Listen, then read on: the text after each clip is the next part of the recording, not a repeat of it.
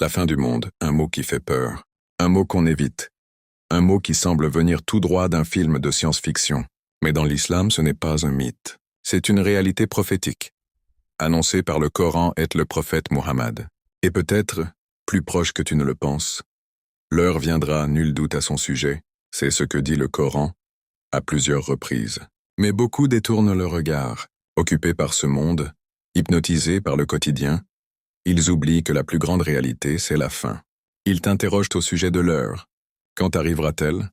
Dis, seul mon Seigneur en a connaissance. Coran 7187.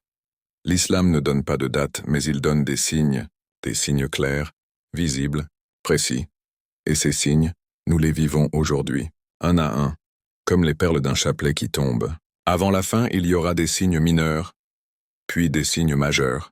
Mais pour comprendre, il faut revenir à la base, ce que dit le Coran sur la fin des temps. Le Coran appelle ce jour de plusieurs noms.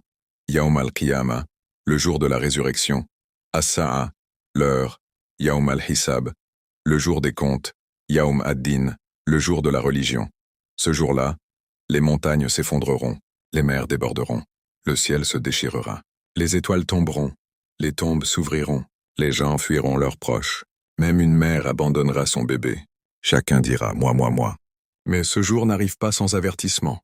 Le prophète a dit « L'heure ne viendra pas tant que… » Et il cita des dizaines de signes mineurs. Beaucoup de ces signes sont déjà là. D'autres sont en train d'arriver. Ce ne sont pas des symboles. Ce sont des réalités. Les signes mineurs de la fin des temps. Voici une liste effrayamment actuelle. La perte de confiance. Les postes de responsabilité seront confiés aux inaptes. Les gouverneurs seront les pires parmi vous. La justice sera vendue aux plus offrants. Regarde autour de toi. Des injustices, des corrompus au pouvoir, des riches qui écrasent les faibles, le prophète l'a dit. 2. L'argent deviendra le dieu des gens. Les gens rivaliseront dans la construction de bâtiments. Le riba, intérêt, sera partout, même chez celui qui ne le cherche pas. Aujourd'hui, tout tourne autour du profit. Les gratte-ciel poussent comme des champignons. Les banques dirigent le monde. L'argent est devenu la nouvelle religion. Les femmes dévêtues, mais habillées. Parmi les signes, des femmes seront vêtues mais nues, marchant avec arrogance. Des vêtements moulants, des corps exposés. La pudeur est devenue une faiblesse, et ceux qui la défendent sont traités d'arriérés. Le temps semblera s'accélérer, une année semblera un mois une semaine un jour. Tu te sens dépassé par le temps, tu n'arrives plus à finir tes journées, tu as l'impression que les années passent en clignant des yeux. Ce n'est pas dans ta tête, c'est un signe prophétique. 5. La religion deviendra une façade, les mosquées seront belles mais vides de foi. Le Coran sera récité, mais ne dépassera pas les gorges. Des prédicateurs parleront sans science et seront suivis. Des gens parleront au nom d'Allah, mais n'appliqueront rien. Des discours puissants, mais des cœurs vides. Des apparences religieuses, mais des âmes déconnectées. 6. L'émergence des fausses idéologies. Les gens croiront aux mensonges et traiteront la vérité de mensonge. Des idées absurdes deviendront des normes.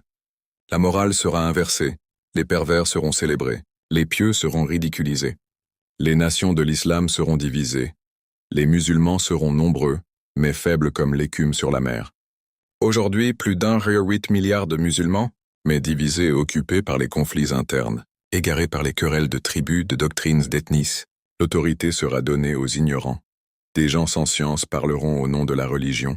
Des influenceurs religieux, des vedettes du net, des gens qui n'ont jamais étudié l'islam, mais qui donnent des fatwas à la chaîne.